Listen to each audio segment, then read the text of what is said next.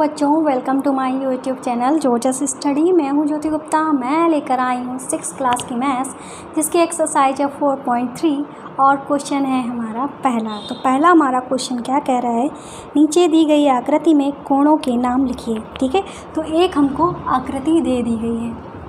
ठीक है, तो ये हमारा है पहला क्वेश्चन। आकृति क्या हमको दी गई है, कुछ इस तरह की आकृति जो है वो दी गई है। ठीक है, जिसमें ये जो है हमारा C है, ये हमारा D है, ये A है और ये B है। तो हमें बताने क्या है, कोणों के मान बताने हैं। इसमें कौन कौन से कोण दिए गए हैं। तो चलिए हम कोण देखते हैं। ये एक हमारा कोण ये है। ठीक है, तो इसको हम कैसे लिख सकते हैं, ABC। क्या लिख सकते हैं, ABC। और दूसरे कोण की बात करते हैं तो कोण हमारा क्या है, C वाला। तो इसको क्या लिख सकते हैं, BCD। क्या लिख सकते हैं, BCD। ठीक है, फिर ये कोण लेते हैं तो इसमें क्या आ जाएगा, CDA। क्या कोण आ जाएगा, CDA। अब हम ये वाला कोण लेते हैं। जब ये वाला कोण लेंगे तो हम इसको क्या लिखेंगे, DAB। DAB। और आपको एक बात बता देते हैं, क्या बात है, ये बात आपको जाननी बहुत ही ज़्यादा ज़रूरी है। तो बात ये है कि जो हम कोण लेते हैं, ठीक है, जैसे हमने ये वाला कोण बनाया तो यही हमारा बीच में होगा। जैसे कि ये हमने कोण लिया था तो यही हमारा बीच में आया। ठीक है, जब हमने C कोण लिया तो C बीच में आया, जब D कोण लिया तो D बीच में आया, जब कोण A लिया तो कोण A बीच में आया। ये इधर उधर हो सकते हैं, इधर, ठीक है, ये वाला इधर हो सकता है, ये इधर हो सकता है, पर ये अपनी जगह पे ही रहेगा। ठीक है, ये हो गया हमारा पहला क्वेश्चन कंप्लीट। अब हम करते हैं अपना दूसरा क्वेश्चन। ठीक है, तो दूसरा हमारा क्वेश्चन क्या कह रहा है, संलग्न आकृति में वे बिंदु लिखिए जो हमको कुछ पॉइंट्स दिए गए हैं। ठीक है, एक हमको आकृति दी गई है। ठीक है, तो चलिए हम अपनी आकृति जो है वो यहाँ पे बना लेते हैं। इस तरीके की एक आकृति दी गई है। यहाँ पे हमारा लिखा है F। ठीक है, और C जो है वो बाहर है, ये है O, ये B और यहाँ पे है E। ठीक है, और A जो है हमारा यहाँ पे दिया गया है और D जो है यहाँ पे दिया गया है। ठीक है, इस तरीके से हमको एक आकृति दी गई है। इसी को देखकर हमें बताना है, क्या बताना है, पहला है कोण DOE के अभ्यंतर में स्थित है। मतलब अभ्यंतर मतलब इसके अंदर क्या स्थित है, किसके, कोण DOE।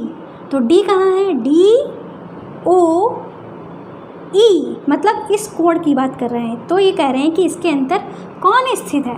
तो भाई इसके अंदर A स्थित है ना हमारा, तो हम क्या लिख देंगे, अभ्यंतर मतलब अंदर, कोण DOE के अंदर क्या स्थित है, तो A वाला कोण DOE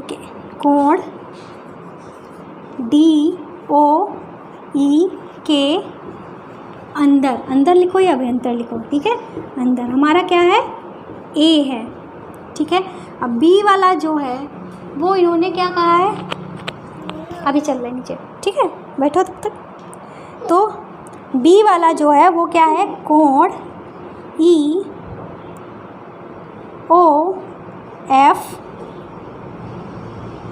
के बाहर बताना है। ठीक है, कोण EOF के बहिर्बिंदु में कौन से बिंदु स्थित हैं, कोण EOF मतलब किस कोण की बात कर रहे हैं आप, ये इस कोण की बात कर रहे हैं। इसके बाहर कौन से स्थित हैं, तो इसके बाहर ये स्थित है, ये स्थित है, ये स्थित है। 3 बिंदु हो गए हमारे। तो क्या क्या लिख देंगे, A, बैठो बैठो बैठो बैठो बैठो, A लिख देंगे, डी लिख देंगे और सी भी हमारा बाहर है। तो ये 3 पॉइंट्स हमारे हो गए। फिर सी वाला हमारा क्या कहता है, सी में कहते हैं ई ओ एफ, कोण ई ओ एफ पर स्थित बिंदु, कोण ई ओ एफ पर स्थित बिंदु, मतलब ई ओ एफ पर एक बिंदु बी भी तो स्थित है, तो हमारा बी आंसर हो जाएगा। तो हम यहाँ पे लिख देंगे कोण ई ओ एफ पर स्थित,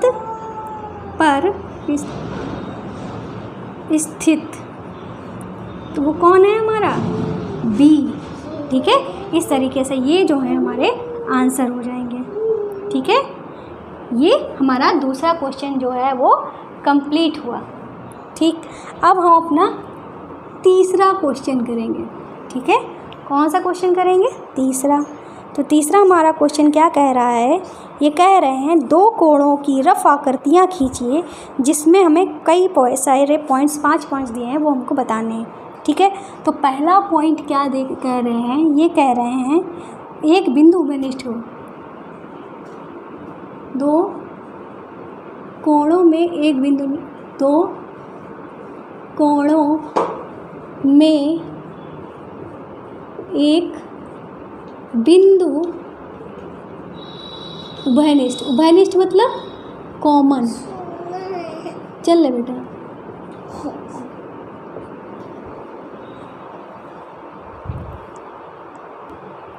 ठीक है, तो 2 कोण बनाने हैं हमको, एक कोण ये हो गया, ठीक है, और एक उभयनिष्ठ है, तो इसी पे हम दूसरा कोण बना देंगे। ठीक है, ये हो गया हमारा, एक कोण ये हो गया, एक कोण ये हो गया। अब आप कह सकते हो कि आपने ऐसे क्यों नहीं बनाया, इसमें भी तो 2 कोण हैं, तो इसमें 2 कोण हो गए हैं, पर हमारी एक रेखा भी तो कॉमन हो गई है। ठीक है, और हमारा रेखा कॉमन हो गई है। ठीक है, तो हमें रेखा कॉमन नहीं करना है, बिंदु कॉमन करना है। ठीक है, तो ये इसको हम ओ मान लेते हैं, बी सी डी ई। ठीक है, तो ये हमारा इस तरीके से आकृति बन जाएगी जिसमें एक कोण जो है वो कॉमन है। ठीक है, फिर दूसरा जो बी वाला क्वेश्चन है उसमें ये क्या कह रहे हैं, तो बी वाले क्वेश्चन में कह रहे हैं 2 बिंदु उभयनिष्ठ हों। कैसे, 2 बिंदु उभयनिष्ठ हों, 2 कोणों में 2 बिंदु उभयनिष्ठ। ठीक है, 2 कोणों में 2 बिंदु उभयनिष्ठ। ठीक है, इस तरीके से हम एक कोण बना लेंगे। एक बिंदु हम यहाँ पे ले लिया, यहाँ पे, यहाँ पे, यहाँ पे, तो ये हमारा ओ हो गया, ये हमारा ए बी सी। ठीक है, तो 2 उभयनिष्ठ करना है हमको, तो एक तो ये हो गया, एक ये हो गया, ये हमारे 2 कोण हो गए, इनमें एक ये कोण, ये दूसरा कोण, 2 उभयनिष्ठ कोण हो गए हमारे। ठीक है,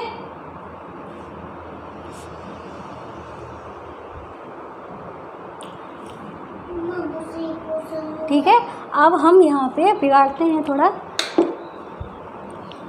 अपना 2 पार्ट्स बचे हैं वो करा देते हैं।